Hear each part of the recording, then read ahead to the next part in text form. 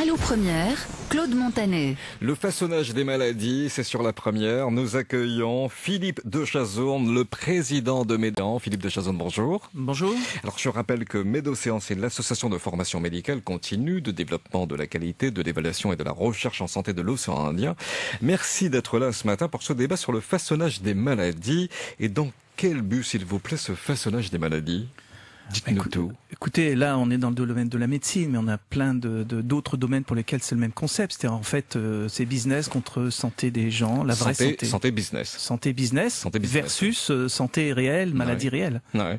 Vous parliez ce matin dans le journal de Réunion Première le cas du diabète. C'est ça? Oui, alors c'était un peu anecdotique, volontairement provocateur. Ça vient pas de moi d'ailleurs, hein. C'est cette notion de pré-diabète, de pré-maladie, c'est-à-dire avant même d'être malade. Le problème du diabète à La Réunion, ce sont malheureusement les diabétiques qui naviguent 2, 3, 4 grammes pour lesquels ils prennent pas les traitements, ils vont pas voir de médecin. Et ils seront amputés et vont dialyser à la fin. C'est pas la personne une amputation par jour. Ouais, à peu près 400 par an à La Réunion. C'est dramatique. C'est ces gens-là pour lesquels on donnerait de l'argent pour pas qu'ils arrivent à ce stade-là.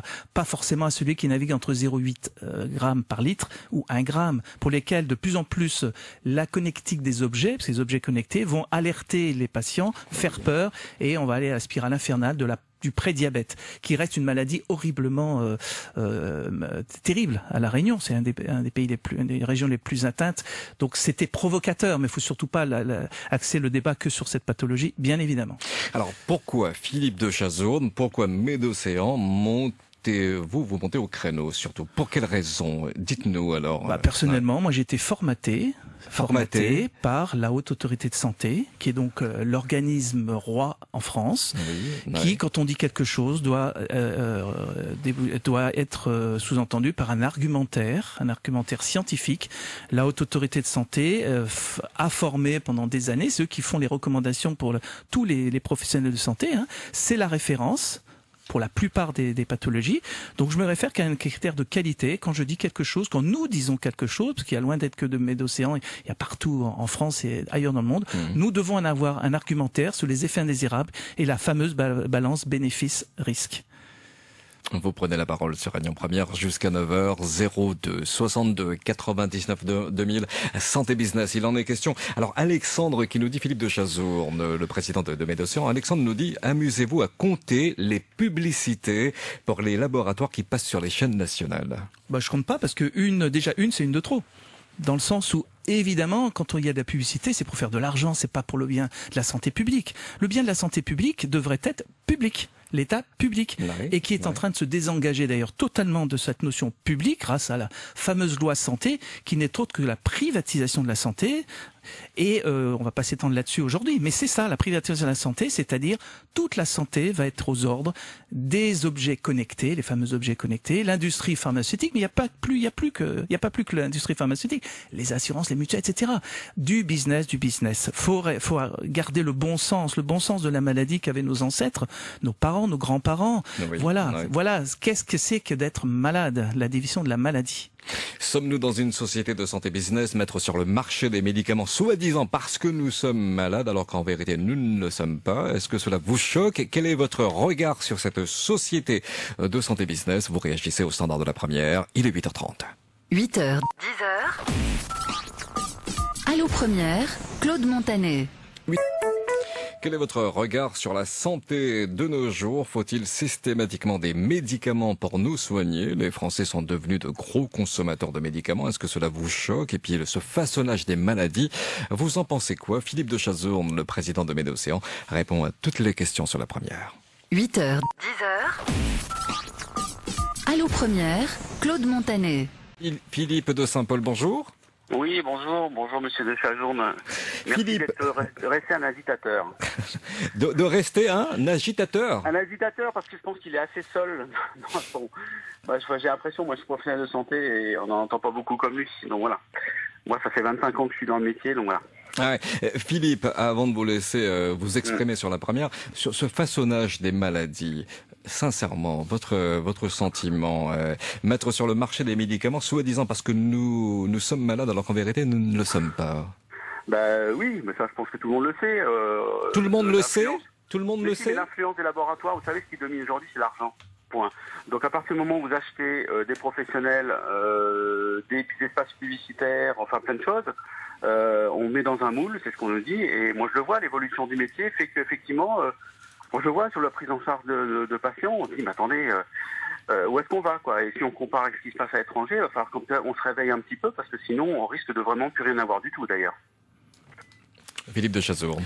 Alors j'ai une petite... Attendez, Ouais. il vous répond, Philippe de Chazourne. La réponse, elle est claire. Vous allez sur le site medocéan.re, vous allez sur le top 10 depuis 15 ans et vous cliquez sur le lien qui s'appelle les meilleurs moments des journées de l'indépendance médicale, qui a eu lieu 2012-2013. Vous y reverrez le président de l'OR, le président de la Haute Autorité de Santé, la directrice de l'ARS ici, tout un tas de gens qui sont totalement conscients du problème. C'est tout à fait ce que dit Philippe. On le sait tous, mais on n'ose rien faire. Philippe. Alors, ouais, je voulais reprendre justement sur un exemple qui est flagrant, dont personne ne parle. Vous savez que les diabétiques, donc pour surveiller leur taux de sucre, ont des petits appareils pour piquer le doigt, ce qu'on appelle des lecteurs de glycémie capillaire.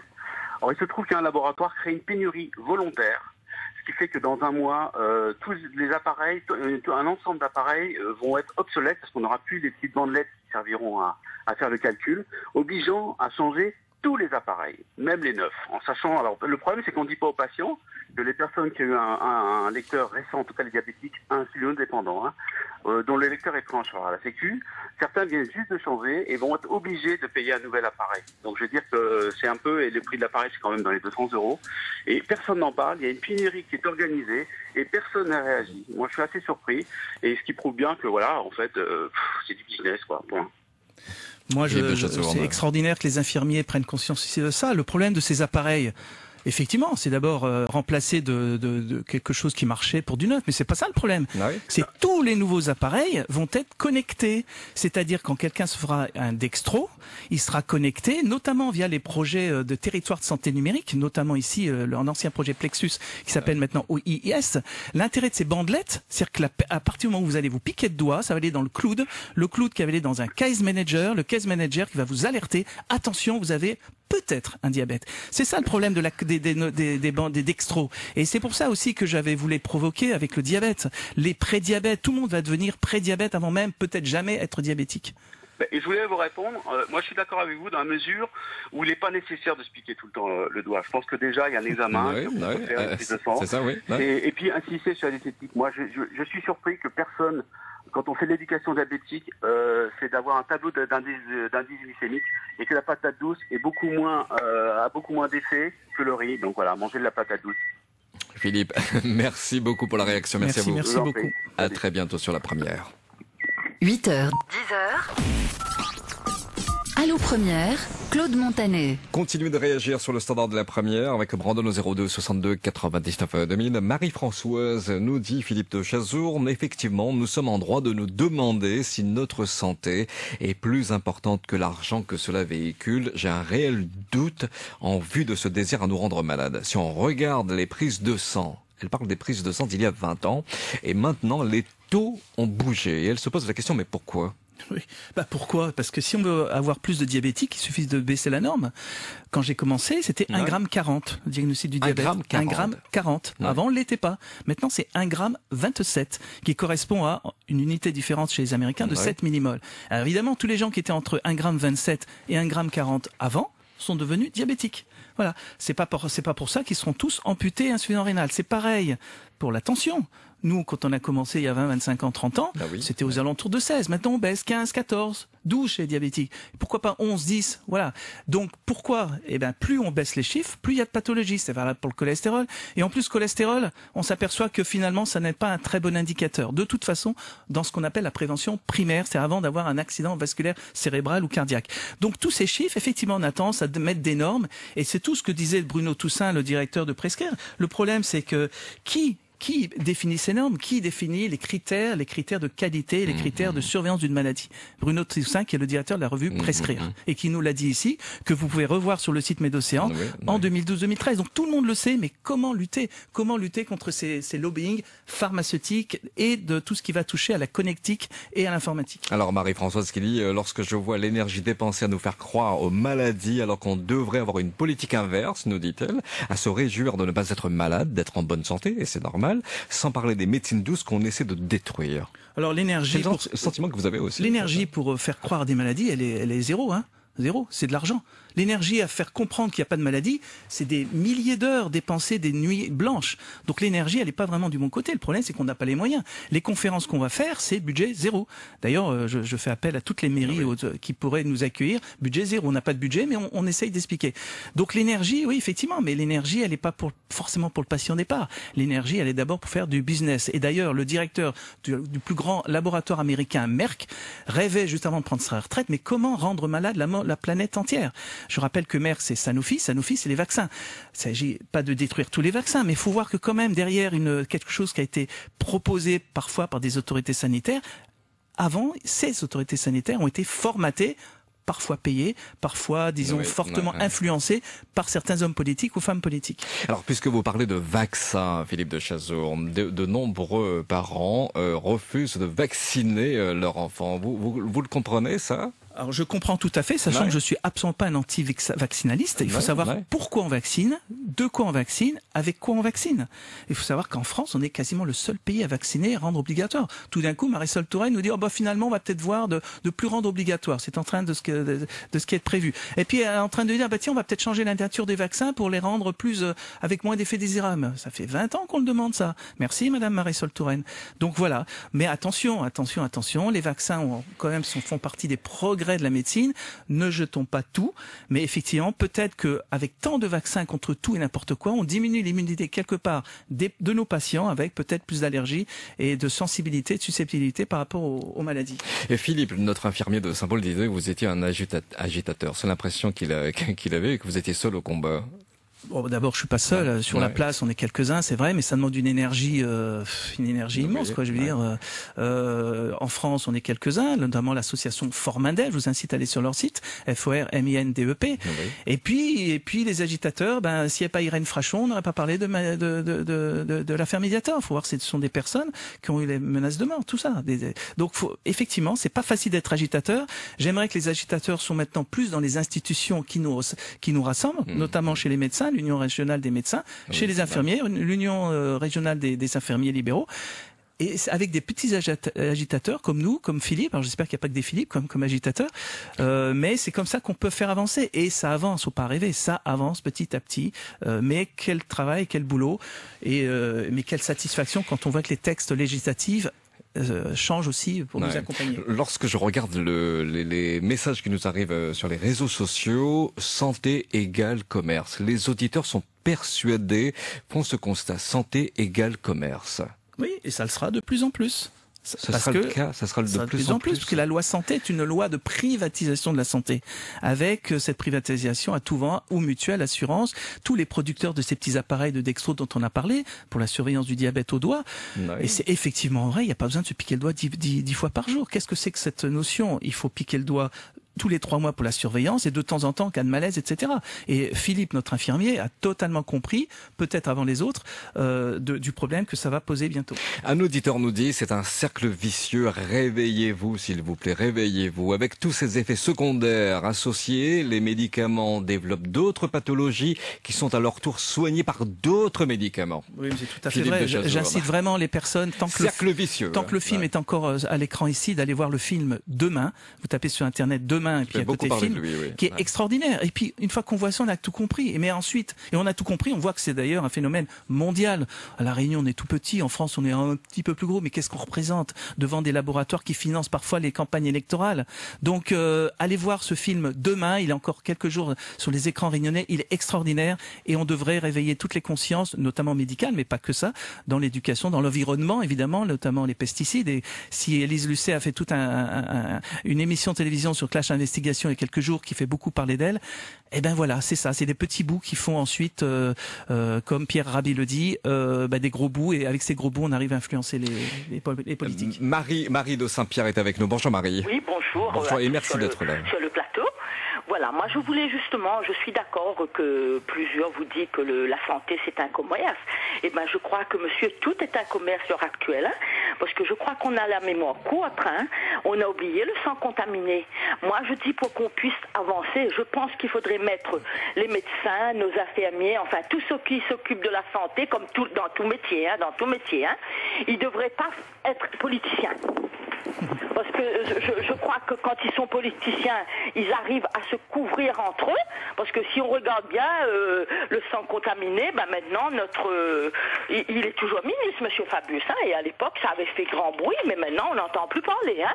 Moi-même, j'ai une cousine qui a eu du sang là-dedans et qui est quand même bien malade à l'heure actuelle. Hein. Et donc, Marie, vous êtes persuadée que santé égale business, hein, en ce oui, moment. moi, c'est tout pareil. Monsieur parlait de pesticides. Quand on voit que nous-mêmes, Monsieur Montagnier, vous saviez bien qu'on a des éleveurs, les seuls éleveurs qui restent sans pesticides, on veut les enlever. Alors il y a un problème quand même. Non, ça va pas. Le monde ne va pas. Voilà, donc je termine là-dessus. Tout est argent. Quand on paye, on est protégé. Parce que quand on paye, hein, on n'est pas en danger, hein, on donne des gros billets justement, c'est ce que je dis souvent autour de moi, on devrait faire des grands billets pour qu'on nous met dedans et qu'on ait une protection. Regardez là le volcan, on paye, on ne sera pas brûlé. Vous voyez ce que je veux dire? Tout est revenu d'argent, il n'y a plus d'humanité. C'est pour ça que le monde va mal, il n'y a plus d'humanité, il n'y a plus ce petit geste sans sous, sans argent. Merci voilà. Marie, bonne journée. Je vous remercie et puis du courage. Il en faut pour faire avancer vraiment et pour faire réveiller. Je crois qu'il faut discuter. Réveiller les consciences peut-être. C'est long, très long. Merci Marie. Le débat revient après 9h moins le quart sur la première. 02 62 99 2000 Santé Business. On en parle avec Philippe de Chazourne, le président de Médocéan, sur aussi le façonnage des maladies. Vous réagissez également sur la page à le première, la page Facebook de l'émission et par SMS au 06 92 608 335.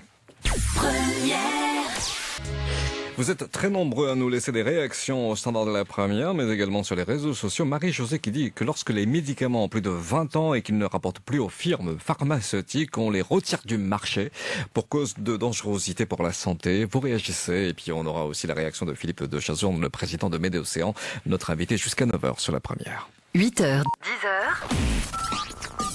Allô Première, Claude Montanet. Avant d'accueillir Marie-Paul de Saint-Joseph, vous souhaitez revenir sur les propos de Marie de Saint-Pierre. Oui, notre Marie, l'auditrice de Saint-Pierre qui nous a appelé juste avant, elle a parlé un peu des conflits d'intérêts. Donc j'en profite pour moi pour exprimer que je n'ai absolument aucun conflit d'intérêts, ni avec l'industrie, ni avec des assurances, etc. Et que ce serait bien effectivement que tous les hommes politiques, tous ce qu'on appelle les leaders d'opinion, qu'ils soient médicaux ou pas médicaux, donnent leurs conflits d'intérêts. Et la loi les protège énormément. Même avec la nouvelle loi, la fameuse Sunshine Act à la française, protège encore bien ceux qui veulent faire passer des idées. Et tout le problème n'est pas forcément les hommes ou les médecins de terrain à qui je pense qu'il faut continuer à faire confiance, mais c'est l'information. Et quand Marie disait qu'il faut payer l'information, oui, il faut la payer. Il faut payer 10 € pour avoir une information indépendante. Tout touche à l'indépendance de l'information. Et si vous avez une information pour laquelle vous n'avez pas payé, elle sera probablement non indépendante et donc probablement biaisée par tout intérêt des actionnaires. Ouais. Parce que je voudrais juste dire ce que disait Bruno Toussaint, directeur de Prescrire, c'est qu'il y a des actionnaires à rémunérer, il y a des parts de marché à conquérir ou à conserver, il y a des salaires à verser et il faut donc utiliser toutes les ficelles du métier. Bruno Toussaint, directeur de la revue Prescrire. D'où l'expression tout à l'heure d'un auditeur, cercle vicieux. C'est ça. Oui, évidemment, c'est un cercle vicieux. C'est que on crée d'abord un médicament, ensuite on va créer une maladie, et puis on va faire en sorte de créer la peur pour que les gens veuillent ce médicament. Alors Francette, je vous donne sa réaction. Francette qui dit, ça n'engage que moi. On teste des nouvelles maladies, virus dans certains pays. Alors elle dit, point d'interrogation, chikungunya, Zika. Tenez, donc ça n'engage qu'elle. Hein, elle est précise. Et si on n'est pas plutôt considérés comme des cobayes? Ou alors, j'irai pas jusque-là. On a dit aussi beaucoup que le chikungunya avait été emmené par un bateau qui avait stationné un peu de temps dans la baie de Saint-Paul, donc faut arrêter. C'est une maladie, ce qu'on appelle les maladies émergentes, pour lesquelles la Réunion d'ailleurs va être touchée certainement en première, puisque beaucoup viennent de l'Asie, avec les déplacements de la population et des moustiques qui vont avec. Non, ce ne c'est pas des inventions. Par contre, ce qu'on pourrait imaginer une invention, pourquoi créer des vaccins à chaque fois qu'il y a une maladie, alors que le vecteur, on le connaît bien, c'est le moustique. On l'attend toujours le vaccin du chic, non? Oui, mais il servira à rien, puisque le travail a été fait sur la démoustication l'application parfaitement bien. Il est probable, et j'espère qu'il n'y aura pas de Zika, puisque les moustiques à La Réunion, et le travail du Conseil général, le travail de toute la cire, tout ce qui travaille à démoustiquer les retenues d'eau, c'est ça le travail qu'on doit faire contre le Chi, contre le Zika, etc.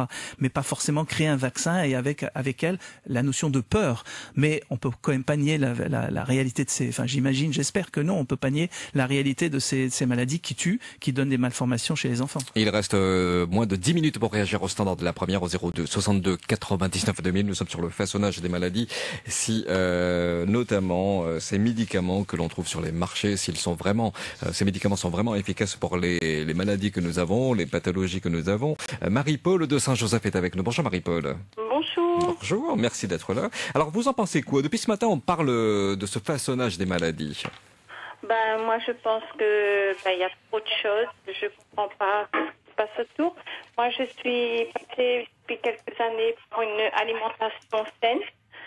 Oui. Et après tout ce qui dit tisane, quelquefois des huiles essentielles, ça. Et je me porte très bien. Allez-y, Marie. Donc, je voudrais savoir si j'ai un bon comportement ou alors, je sais pas. Moi, je prends très peu de médicaments, en fait. Je sais que moi, j'ai dit à ma famille, le jour où j'aurai un cancer, moi, c'est sûr que je passerai pas par la chimio. Ça c'est le choix que vous avez fait, c'est-à-dire de ne pas prendre de médicaments. Voilà, mais je veux dire, je me soigne quand même. Bien sûr, si. Mais à travers la médecine douce, à travers des tisanes, etc. Voilà. Ouais. Je vois comme ça, je me renseigne. Je sais qu'en ce moment, moi, j'ai découvert le citrus.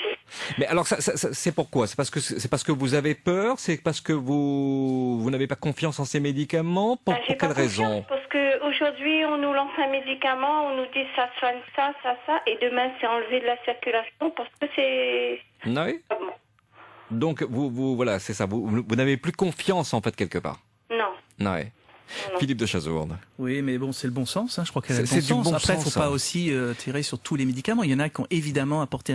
Mais des exemples sont multiples. Tout ce qui est insuffisance de testostérone chez l'homme. Quelques exemples, voilà, c'est ça. Tout ce qui est ménopause. Effectivement, le traitement de la ménopause qui était à la mode il y a 5-10 ans, on s'est rendu compte que ça donnait des accidents cardiovasculaires et des cancers. On a retiré le traitement substitutif de la ménopause. Tout ce qui tourne autour de la démence, le nouveau DSM-5 fait par les psychiatres américains, maintenant on dit que si vous perdez un être cher, au bout de 15 jours, si vous pleurez, on appelle ça le deuil pathologique. Donc traité. Il faut arrêter avec toutes ces maladies qu'on invente.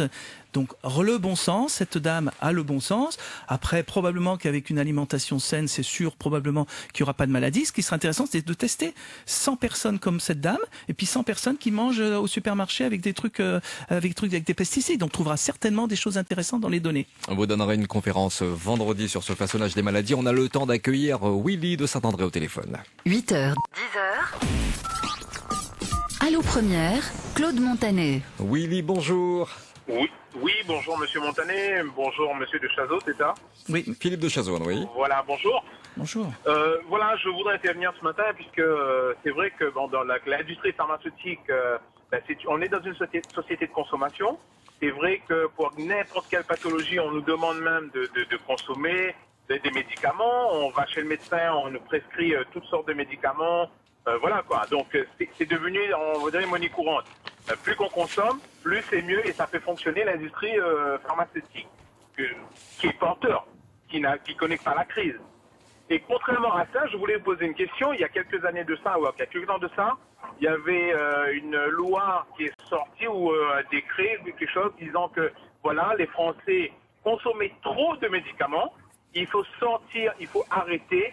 Et il y avait quelque chose qui disait que il fallait pas, avec les génériques. Et c'était un peu contradictoire parce qu'on disait qu'il faut trouver une solution pour que les Français arrêtent de prendre des arrêts, surtout les salariés arrêtent de prendre des arrêts maladie intempestive. Ouais. Ils arrêtent de consommer. Donc quel est le juste milieu là-dedans?